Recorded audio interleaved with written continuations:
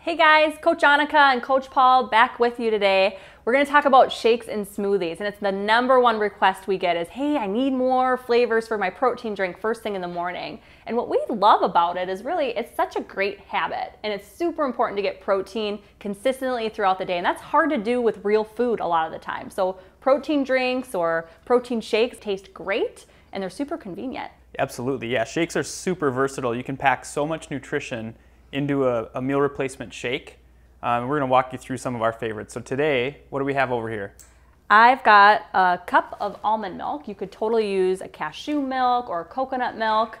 I like almond milk for the consistency, but I always tell my clients, vary up your milks as often as you can. Next, we've got frozen berries, and this is a little bit of a hack. So if you use frozen fruit, you actually don't need ice cubes when you're producing your shake. So first most, we got a cup of mixed berries, which is one of my favorite blends. Yeah, they add a ton of sweetness and quite a bit of fiber if you're using frozen berries like this. Yep, and if you didn't use berries, you could use other fruits in place of that as well. I always add a fat in. So today we're gonna do some ground flaxseed. So we got about 1.5 tablespoons of some ground flaxseed. Super important for fiber as well. But if you didn't want to use that as your fat source, you could use a little almond butter, a little avocado, maybe some MCT oil would be a great option as well too. And then of course I've got a strawberry-based protein powder, one of my favorites. Add that pepper in there, just 1 serving of that. Yep. Strawberry cream whey, excellent flavor choice.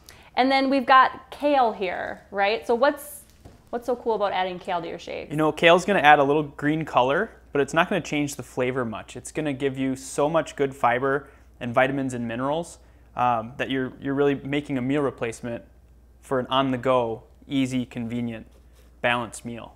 And we're all about vegetables, so the more you can sneak them in, the better. It's super great. I do that with my kids, so people with families at home, easy way to add in more vegetables. It doesn't taste any different. You could also use spinach as well too. So let's get that going. I'll hold that down. We'll just pour it into a mason jar and it's ready to go. And I like mason jars because you get a little cap on that. It becomes really easy, portable, put it in the fridge, grab it on the way out the door, and it's a great way, and it tastes great.